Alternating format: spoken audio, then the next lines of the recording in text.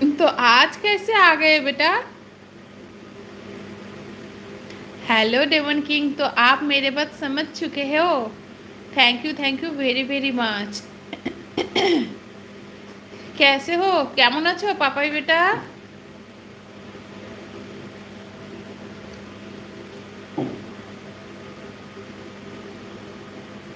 তারপরে এখন কি বাড়িতে নিয়ে আসছে? না, ওখানেই রেখে 5,000 টাকা পাঠাতে বললো। কেন? টেস্ট হবে সব। ও, এই বিয়াক্কেলে ডাক্তারদের গুলোর কাছে গেলেই তো এক গাদা টেস্ট করাই দিবে। আমি বললাম এখানে নিয়ে এসে দেখা। হ্যাঁ। ওখানে দেখাইছে। আমার কি আমার তার কিছু করবে যাও। বলেছিলাম যে 2 দিন পরে যাও। মোটুকে খুব মিস করছিলাম আর আপনাদের। আচ্ছা আচ্ছা, খুব ভালো লাগলো যে তুমি আমাদেরকে মিস করছিলে বলে তোমার প্ল্যানের বাইরে এসে তুমি আজকে রিচার্জ করে চলে এসেছো। Thank you very very much Papai बेटा।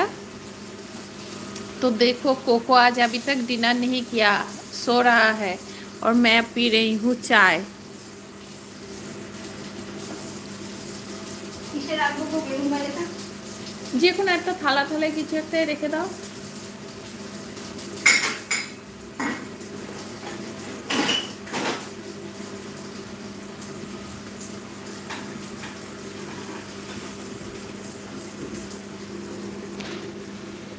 ভাতু খাবে?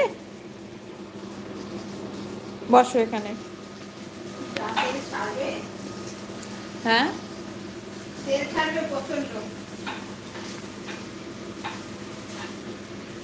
দেখো আমার শরীরটা ভালো নাই, তুমি যা করে দিচ্ছ তাহাই মুখ বুঝিয়া খাইয়া নিব আমি। তোমার দাদা যদি কিছু কয় তো বলুমু নেক্সট দিন তুমি রান্না করিয়া খাইতে দাও, ঠিক আছে? আর আমি বেগুন জ্যাম্বাই ভাজি শ্যাম্বাই তুমি রাঁধতে পারবা না, তাই আর তোমার কইয়া কোনো লাভ নাই। এখন নতুন পদ্ধতি শিখেছি বেগুন ভাজার।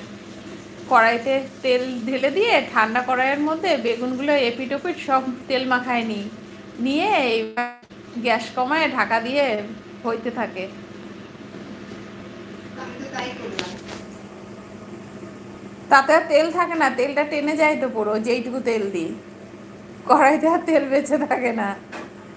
নাইও তো। এবার ওর মধ্যে ওই গ্যাসটা কমায় দাও, কমাতে ওই বাকি বেগুনগুলো তাহলে এপিট ওপিট মাখায় তারপরে গ্যাস কমায় ঢাকা দিয়ে ওই পাশে রেখে দাও। এবার কি কথা? হ্যাঁ,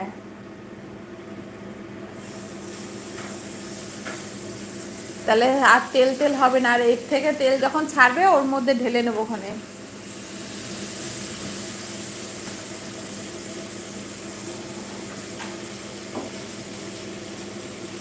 হ্যাঁ বাবু, আমিও চা খাচ্ছি, আজকে খুব ইচ্ছে করছিল। শুধু চা না, এই দেখো চায়ের সাথে পেঁয়াজিও খেয়েছি।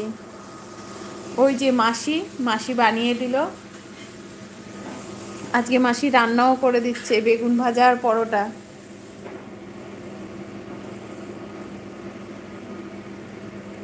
কখন ঘরটা এখানে রাখবো? হুম, গরম হয়েছে? হ্যাঁ।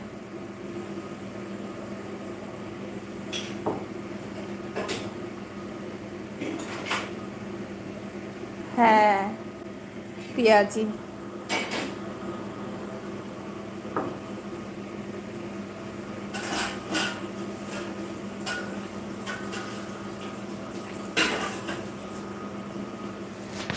মোটু, মোটু, তোকে পাপাই দাদা খুব মিস করছিল মোটু।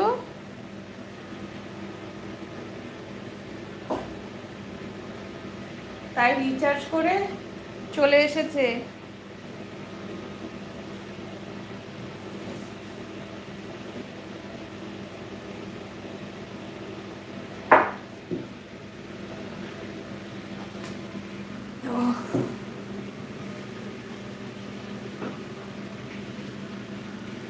চলো আমার চা খাওয়া শেষ, এবার কোকোকে খেতে দিই তাড়াতাড়ি, নাহলে কোকো আমার উপর ভীষণ রেগে যাবে, খুব খুব রেগে যাবে।